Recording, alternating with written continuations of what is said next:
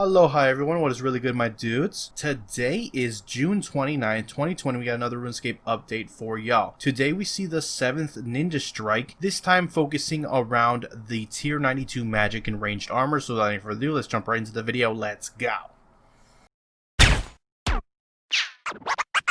Cats is the illest. What you talking about, Willis?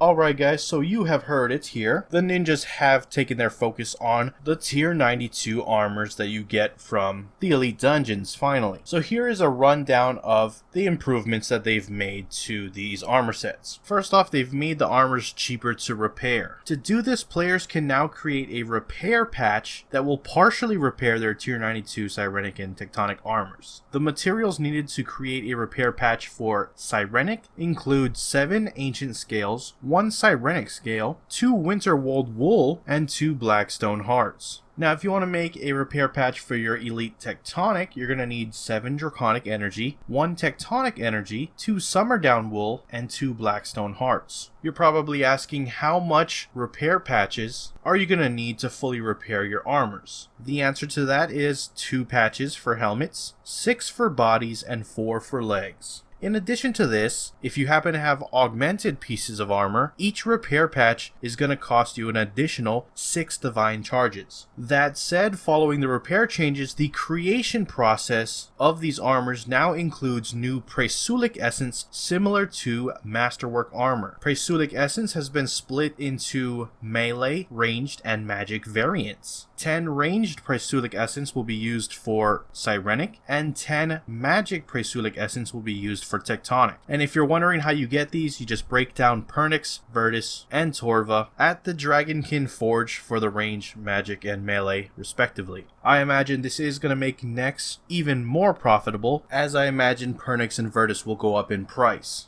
Moving on, it is now possible to upgrade augmented tier 90 Sirenic and Tectonic as long as you have 95% degradation or above. This does include dyed armors. To upgrade them, all you gotta do is use your ancient scales or draconic energy on the armor. Also, degrade to dust armors, tier 90 and tier 92, will now drop the correct amount of their primary ingredient relative to the charge remaining if you are killed in the wilderness. A tooltip has been added to the elite armors that explain their set effect, in which they don't degrade during elite dungeons. When you're repairing these armors, the degradation state will now show 2 decimal places for accuracy. Messaging when attempting to use an augmenter on degraded dust armors are now more descriptive. Using a repair patch on a fully charged but previously worn tier 92 armor piece can overcharge the item and bring them back to the new tradable state. When making tier 90 and tier 92 ranger magic armor, the Make X interface will now default to a quantity of 1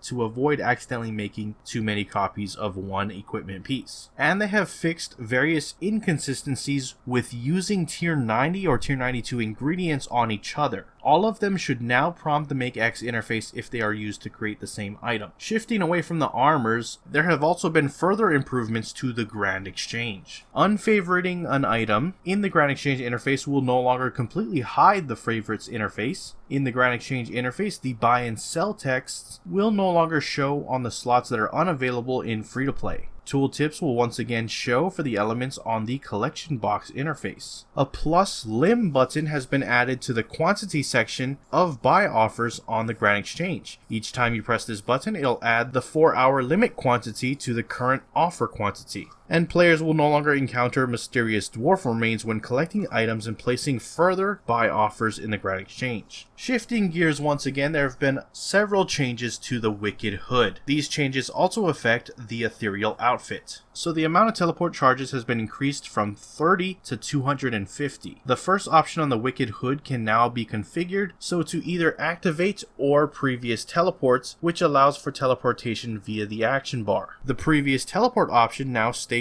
which altar you'll be taken to. Withdrawing essence is now faster. Withdrawing runes now prompts the player with an input box where they can use all their charges at once. Info boxes have been added in various places for better and more descriptive messaging, and the Runecrafting Guild teleport is now more appropriately named. And that is it for the bulk of today's update. We're going to go over to the patch notes and see what else has been changed with this, so let's go ahead and check it out. All skill capes, master skill capes, and expert capes now have a right click or long press emote option when the item is worn. This includes max cape, but not comp cape due to lack of space for menu options. Super prayer potions are now made tradable. You can buy 1 to 4 dose and 6 dose flasks on the Grand Exchange. Players can now also request assist to create them. The Skeletal Horror Teleport can now be used an unlimited number of times instead of just weekly. Buff and debuff bar icons now have less of a display in showing their tooltips. All Ancient Familiar pouches will now convert into 20 scrolls each, up from 10. All summoning XP gains per Ancient Familiar special attack cast has been halved, as you now receive twice the amount of scrolls. The Grand Exchange buy limits for all archaeology material has been increased from 1,000 to 5,000. Augmented Masterwork Armor and Augmented